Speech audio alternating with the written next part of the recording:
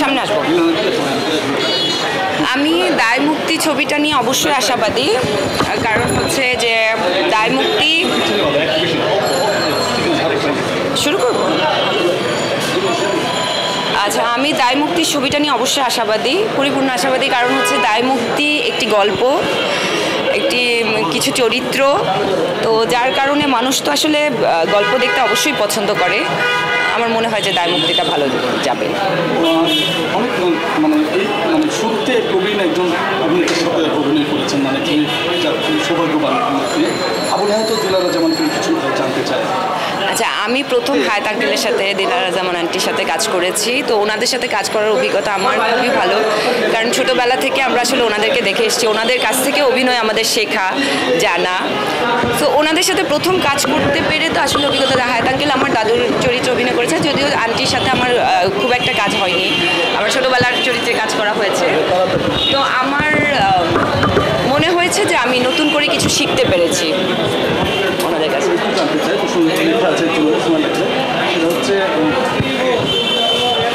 একটা ইন্টারভিউতে বলেছিলেন যে আপনি, আমি তো অন্য প্রসঙ্গে যাই, আপনি বলেছেন ফ্ল্যাট করতে পছন্দ করেন, মানে কিন্তু কেন?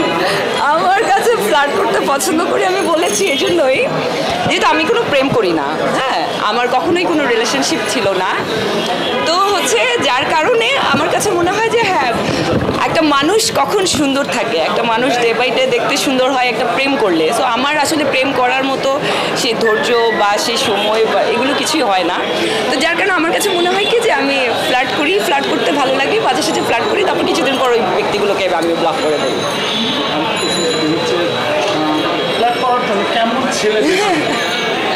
ফ্ল্যাট করার জন্য কেমন ছেলে বেছে নেই, আসলে বেছে নেই না, হুট করে যাকে মাথায় আসে তাকেই বলি যে আপনাকে তো আমার ভালো লাগছে। কেমন ছেলে মানে ফ্ল্যাট করার জন্য আসলে কেমন ছেলে, আসলে আমার তো ওরকম মানে ভালো লাগার মতো পছন্দ লাগার মতো কিছু নয়, হুট করে কাউকে ভালো লাগলো তো বলে দেয় যে আপনাকে আমার ভালো লেগেছে। তারপর কি 2-1 দিন ফ্ল্যাট, তারপর ব্লগ।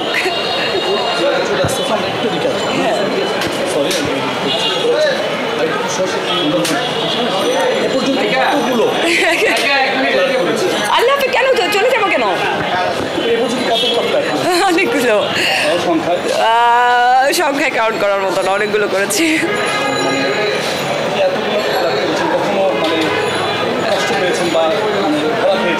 না, ধরা খাইনি, কারণ আমি ব্লক করে দিই 1-2 দিন পর, আর ফ্ল্যাট করে ভালো লাগে না, তখন ব্লক করে দিই, তখন আর ধরা খাইনি।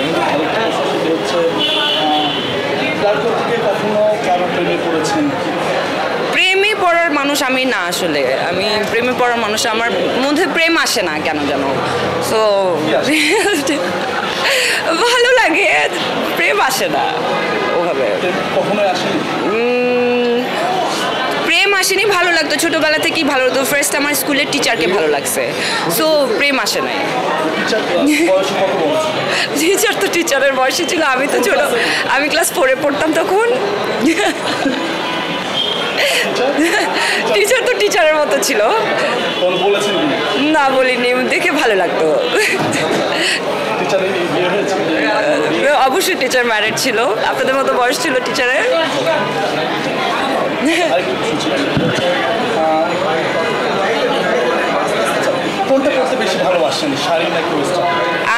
আমাকে শাড়িতে বেশি মানায়, ওয়েস্টার্নও মানায়, আমাকে সব পোশাকই মানায়, তবে ইদানিং আমার শাড়ি পরতে বেশি ভালো লাগে। হ্যাঁ, কারণ ওয়েস্টার্ন আমি ছোটোবেলা থেকে ওয়েস্টার্ন পরে অভ্যস্ত, আর ওয়েস্টার্ন খুব সহজেই পরে ফেলা যায়, আমি খুব দ্রুত রেডি হয়ে যেতে পছন্দ করি, তো যার কারণে আমার ওয়েস্টার্ন বেশি পরা হয়।